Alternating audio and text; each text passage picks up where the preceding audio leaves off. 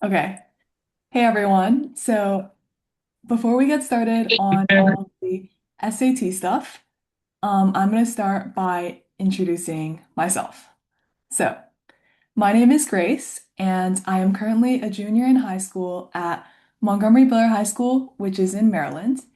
But I actually first started studying for the SAT in seventh grade.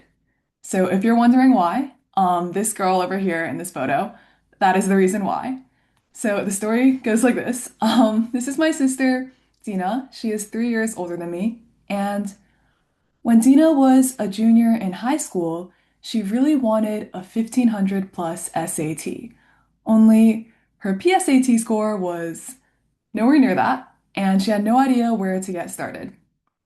When you really, really want to do well on a test, but you also really, really hate studying for it? That was Dina. But one thing that Dina did enjoy was hanging out with me. So I became her study buddy. And it was basically like hanging out, or at least that's what our parents convinced us of. So me and Dina would just do the practice tests together and talk about our answers. And guess what? My scores were higher than her scores. So in seventh grade, I went from my older sister's study buddy to my older sister's private tutor. And Teacher Grace had no experience, no curriculum, and honestly, I was failing my own practice tests. But as long as I was doing a little bit better than Dina, she could not fire me, and there was always something new that I could teach her. So actually, me and my sister did not have any classes or private tutors.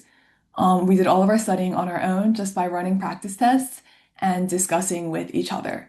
So, as you would expect, it took a lot of trial and error and trial and error.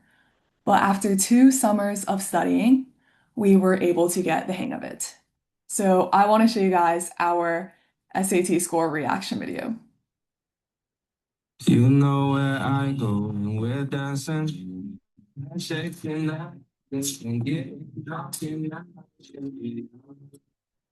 I'm super sweaty. Did you see it already? No. I think I'm already.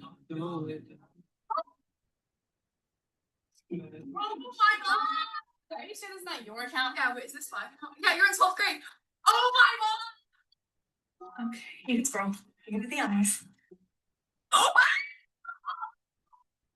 To the room, I could take you to the beach, but we gotta leave at 9 'cause I gotta get my sleep. You know where I Yeah, so me and Dino were both very excited about our scores, as you can probably tell from all the yelling. But Dino was excited because she had finally reached her goal score, and I was excited because I could finally stop studying with her. But after maybe a 2 month break from the SAT, I went back and you started, oh know shit. I went back and I started doing some volunteer tutoring online for Schoolhouse, which is this online nonprofit run by Khan Academy. And by then, I had been involved with the SAT for almost 3 years, and I'd learned a lot about how other students improved, how I improved by myself, and also about kind of what a lot of SAT textbooks miss out on. And I finally mustered up the courage to write my own SAT book, which I ended up self-publishing in September. So, if you're curious about my book, don't worry, I'll be talking a lot more about that later. And if you're still curious afterwards, feel free to ask because I spent 9 months writing it, so I'm very, very proud. And as my sister can tell you, I love to talk. So, on to the SAT itself. I have several main takeaways, and I feel like a lot of test prep like companies or teachers will overcomplicate this, but really the SAT is just like any other test in that there are three parts. First, you have to learn the material. So just like if you have a biology test, you have to read the textbook, learn the facts. For the SAT, you should learn all the rules, patterns, whatever. And afterwards, you should start doing practice questions. And I would highly suggest starting with individual practice questions. And after you get really good at these, move on to the full practice tests. So I say that we should start with individual practice questions for a couple of reasons. So first of all, after you have just learned some kind of rule, maybe you have just learned grammar rules, you want to like focus and solidify that when it's still fresh in your head by practicing only grammar questions, right? And also, in general, there are only 7 official full practice tests from College Board itself. So you don't want to be wasting those practice tests. So overall, if I had to break down this timestamp with all this, I would spend around 20% of my time learning the material, whether that's from books, teachers, videos, whatever. And 80% of your time goes into those individual practice test questions and the full practice tests. So, 2 free official resources that I think everyone should know about are the SAT Suite Question Bank and the Blue Book Full Practice Tests. And for the SAT Suite Question Bank, it's made for teachers, so it has all the questions sorted by difficulty and question type, and it also has full solutions for all of them. So it's a really great practice resource. Now, if there is one thing I want you guys to take away from my talk today, it is to buy my book. No, I'm kidding. It is that the SAT is very, very standardized.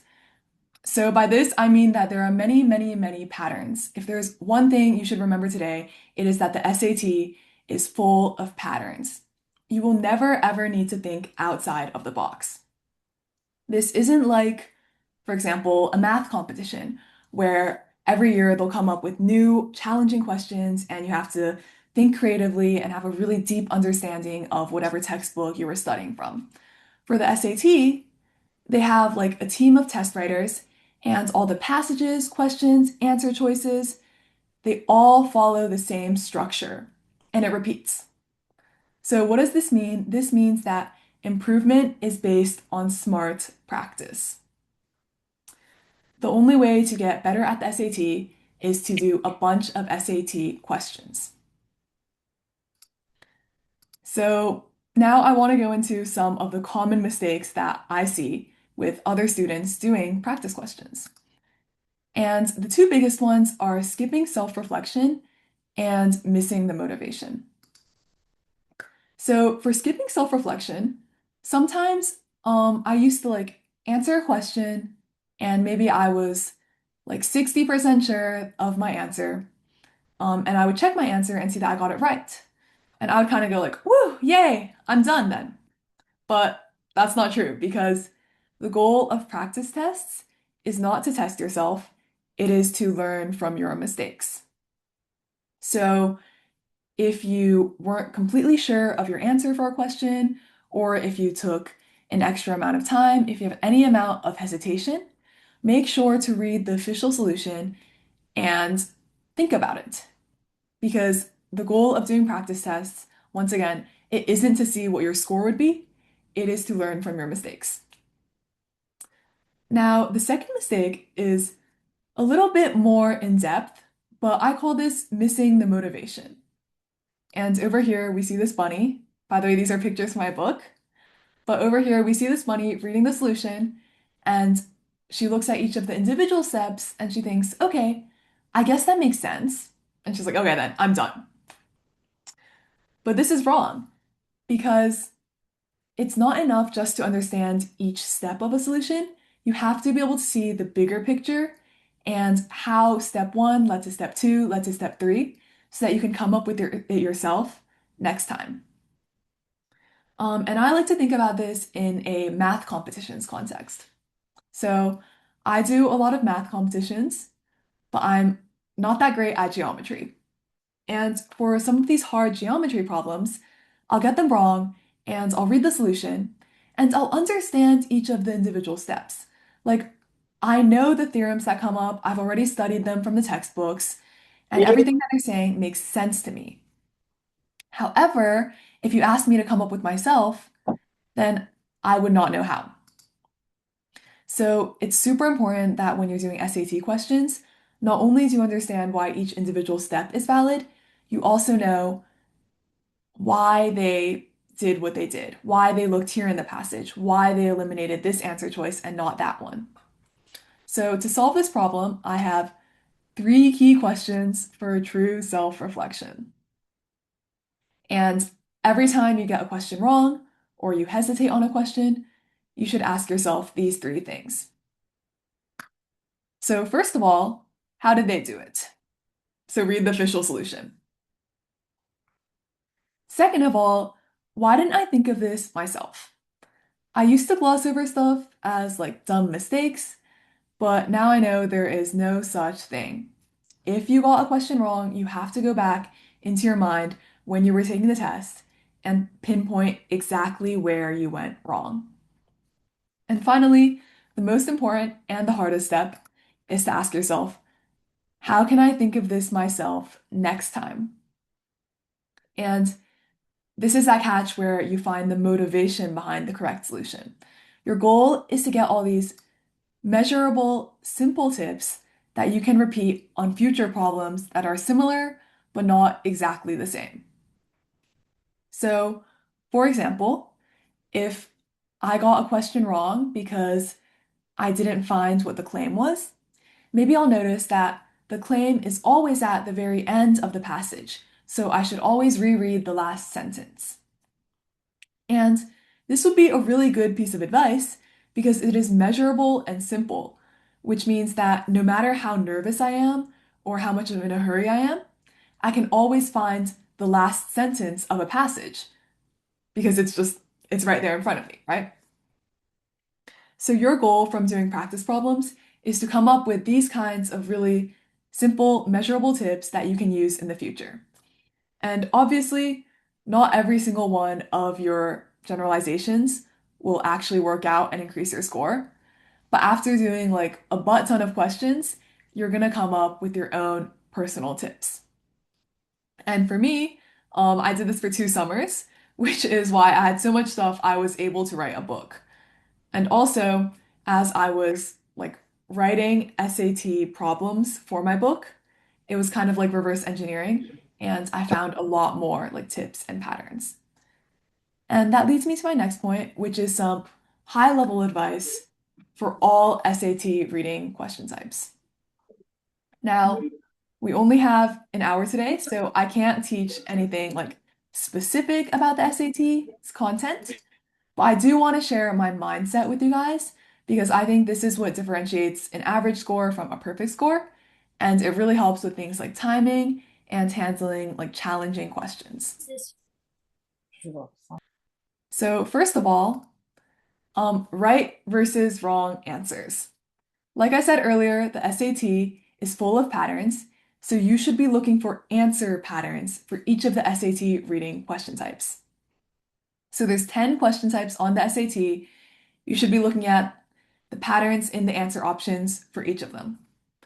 And especially in the wrong answer options, because for the SAT, wrong answers are so much easier to spot than right ones. There's common tricks that the test writers will use again and again. And your goal overall is to start thinking less like a really good student and more like the test writer himself. And this way, you're never gonna eliminate an answer choice for the wrong reason. And you'll be able to think from the point of view of someone who is creating the problem for you, right? And this sounds a little bit abstract, so I'm gonna give an example. So this is for central ideas questions, and central ideas questions basically ask you, what is the central idea of this passage? So the right answer will always mention the main topic and make some kind of generalization claim or opinion. The wrong answer might only mention details, make an assumption, or it'll be super extreme. And the reason these patterns are so useful is because they're very straightforward. So, for example, mentions the main topic. It is kind of hard to pinpoint what the main idea of a passage is. It is very easy to spot the main topic because that is literally the word that comes up multiple times. Like you can count with your finger. Um, and Similarly, it's easy to see which answers are just a detail because anytime an answer choice has some kind of number in it or it's listing a really specific fact, it is super likely not to be the central idea of the entire passage. And this is one of those really common tricks from the test writers. So by knowing all of these common patterns, you're able to know what you're looking for. And when you know what you're looking for, you're able to work faster, you're more accurate, a lot of good things happen. And one of the most common types of wrong answers on the SAT are assumptions, which is anything that isn't 100% supported by the passage. So, on to my next piece of advice, which is to have a step-by-step approach for every question type. So, like I said earlier, there's 10 question types. You want to have a rough step-by-step strategy for every single one. So, this has several benefits. And the biggest one is that you don't waste any time hesitating.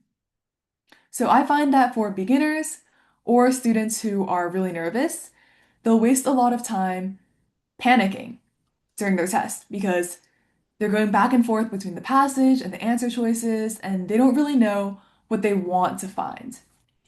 And the best way to get faster is to be really intentional with what you're trying to do. Right now, am I trying to pick between two answer choices? Am I looking for text support? Know what you want to find. Also, by having a consistent step by step that you do the same thing every single question, you'll get faster with practice and you'll get more fluent. Finally, like I said earlier, as part of self-reflection, it is really important to know where you went wrong, and having a step-by-step approach helps you narrow that down. These pages are all from my book, and I know that it might seem a little bit tedious to have like 5 different steps for every single question type. That's like 50 steps total, right? But my goal is not to give you this like strict set of rules. It is to give you a guide so that as you practice more on your own, you're able to gloss over some steps, skip some steps, come up with your own approach. But the point is that you'll never panic on test day because you don't know what to do next. So here is an example for words and context questions. And words and context questions basically give you a passage and ask you, what does like awesome mean in the context of this passage? So the first step is to identify the question as testing words in context. And that seems pretty obvious, but this is actually so important. So identifying the question type means that, first of all, you don't waste any time doing unnecessary steps. Like, for example, if you're doing a grammar question, then you don't need to understand what's going on in the passage. You're just looking at punctuation. So you don't want to waste time like reading and rereading the content of the passage. Also, like I said earlier, you should have all these patterns and tips that you've come up with yourself, and they should be super specific to each question type. And consciously identifying what the question is testing helps you recall all those tips. So next, you should read the passage, focusing on the sentence with the blank. Then underline the synonym or antonym of the word, or whatever the word is meant to describe. Guess what the word should mean so that you don't get distracted by the answer choices. And finally, use the process of elimination. So another step that always comes up in my book is to use the process of elimination because, like I said earlier, wrong answer choices are easier to spot than correct ones. So even if you don't end up like using my book or using my step by step, please come up with your own approach because this really helps make your performance more consistent. You won't freak out and it helps you speed up. Now I'd like to take a minute to plug my book, SAT Reading Reframed. So to me, good SAT prep means several things. First of all, good SAT prep has repeatable solutions. So earlier I said that you never want to be missing the motivation behind the solution. And sometimes I feel like when adults write textbooks, um, it's not really a student, like teenager way of thinking. because, all these adults, they probably have like English degrees, they literally wrote a whole book, and it's not always easy to digest their advice. So the goal of my book is to give really approachable tips that anyone can execute. Also, good SAT prep is comprehensive. So by this, I mean it covers all 10 question types based on that first step of learning the material. Um, a lot of textbooks are super thick because they are full of practice questions and practice tests. And obviously, practice is important. It should make up probably 80% of the time you spend on the SAT. However, the free official College Boards problems are the best by far to practice with. And you should not be buying any outside sources practice problems until you have completely depleted that question bank. So, to me, the goal of a textbook is not to give you practice questions, it is to teach you the material. My book focuses almost entirely on material and also things like test taking skills, study habits, and like encouragement. And finally, good SAT prep is easy. And I don't mean that the concepts are easy or that the questions are easy. I mean that it should be easy to sit down and study. Your textbook should not bore you to death. So I'm going to show you guys a quick chapter outline from my book. So the bulk of my book is about the 10 question types on the SAT, and I start by giving an example problem. Then I go over the right and wrong answer patterns, like I was talking about earlier. Then the step-by-step approach. I solve the example problem, and then I give two practice problems at the end. And I actually wrote all these practice problems myself. It was very, very tedious because I was copying the exact sentence structure of College Boards problems. But the point of this is not to give you guys practice material because there's so much of that online. The point of this is to give you guys an example of how to use my step by step and my right and wrong answer choices in practice. Also, in my book, I have a lot of drawings. So this bunny comes up again and again, and this is Vanilla Cream, who is my favorite Build-A-Bear. She is 13 years old, so she's been through a lot. And Vanilla Cream kind of reminds me to relax, have fun, kind of enjoy the journey. So throughout the book, I have a lot of pictures of Vanilla Cream going on different adventures through like fields of flowers, driving race cars, and she's kind of there to give you some encouragement along the way. I also have these huge section covers that I illustrated on my iPad, and they're inspired by like a picture book or a children's book. And this is to track your progress so that you can celebrate every time you unlock a new SAT question domain. So yeah, as you can tell, I had a lot of fun writing this book. Um, yeah. So now before I go to answer all of your questions, I want to cover three common questions that I get asked a lot. So first of all, how do you improve reading comprehension? Now, when me and my sister were studying for the SAT, everyone told us that it's about long-term reading skills. You had to be reading books in middle school and elementary school, and it builds up over time.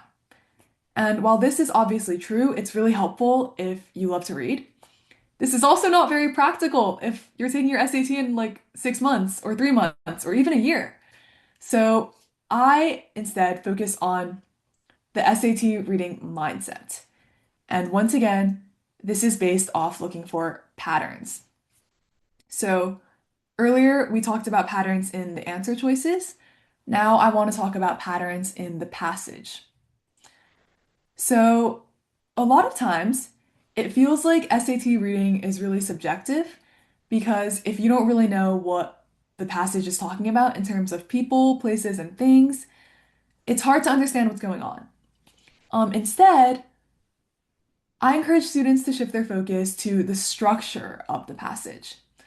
So instead of thinking about the people, places, things, look at the passage and go, okay, this is the goal. This is an example. This is the study's details. This is the study's purpose. This is the conclusion. These are the results. And these are just parts of an argument, parts of an essay that will come up again and again. And by focusing on this structure instead of the content, you're able to give yourself a blueprint. And that way you can fill in any gaps by kind of guessing what you're going to see next. Like when you know what you're expecting to find, it's a lot easier to understand the passage as a whole. And I talk about this a lot in my book in section one, How to Read. Now, another reading comprehension strategy is to use the answer choices. So when you're feeling lost on the passage, move on to the answer choices. Um, I said earlier that I am a big fan of using the process of elimination on the answer choices. And beyond that, the answer options show you what the test writers think is important about the passage. So sometimes, if I don't understand what's going on in the actual reading, looking at the answer choices is kind of like explaining the same concept in two different ways. And that makes it like, easier for it to just click, right? So even if your reading speed or your like ability to read difficult text isn't naturally like super great, by recognizing patterns in structure from reading a lot of them, doing a lot of practice problems, and using the answer choices as well as the passage, your reading comprehension will improve a lot. Second question I get a lot is on overall studying tips. So my biggest thing that helped me most personally was having a study buddy, my sister, because I'm sure you guys all know study buddies help with motivation, with keep staying accountable. You guys get to share advice, and it makes the entire process way more fun. And when things are fun, we want to keep putting in like time and effort. Now, I know that not everyone can get a super convenient study buddy. So in that case, I would highly encourage you to talk out loud to yourself. And it feels a little schizophrenic at first, but when you talk out loud as your own like teacher, it helps you focus your train of thought. You are forced to have that self-reflection because you're literally in a discussion with yourself. And I find it also helps with motivation because it makes studying a lot less lonely. So try to get a study buddy and do like daily or like 3 times a week practice and talk out loud to yourself when you're looking at your answers and learning from a textbook. I love pretending to be my own teacher. And finally, how do you stay disciplined? I know I say a lot that the SAT is about practice, but obviously it's not that easy to just sit down and study and practice. So this goes for way beyond just the SAT, but discipline starts with confidence. A lot of students will tell me that they just like to procrastinate or they get distracted easily, but I think the root problem is a lack of confidence. And this is either a lack of confidence in your teachers or your textbooks or your study material, or it's a lack of confidence in yourself and your ability to keep improving. Because when we feel like we're guaranteed results, we are way more willing to put in time and effort to get those results. But if instead you tell me that the SAT is this super duper hard exam and I'm gonna have to work forever and I might never increase my score, then there's no way that I'm gonna want to put in any kind of effort. So I find that when students have confidence, they have discipline, which helps them improve, gives them more confidence, and it's this positive reinforcement cycle. And one of the biggest goals with my book is not just to give students confidence in their study material, but also confidence in their own capability to score well. And I know it's not always easy to just say, oh, I believe that I can improve my score, but gaslighting yourself goes a long way. Like, if you just tell yourself over and over again that you really love to study and that you really will improve, just fake it till you make it and keep working on it. So, on that note, I'd like to plug my book one more time. If you're interested, SAT Reading Reframed is on Amazon for $20, and it's a very short, thin book Has all the stuff I've been talking about today. And even if you don't end up using my book, I hope that you remember the SAT is full of patterns. Make sure to look for those and make sure to do a bunch of practice. And when you're doing that practice, check every single one of your mistakes and see what you can generalize. And even, once again, even if you don't use my exact book, make sure to have your own step-by-step approaches for every problem and look for the right and wrong answer patterns yourself. So, on that note, I'd like to thank everyone for coming today. Thank you for listening to me talk for like half an hour straight. If you have any more, if you're curious about my book or me, you can check out my website, satreadingreframed.com.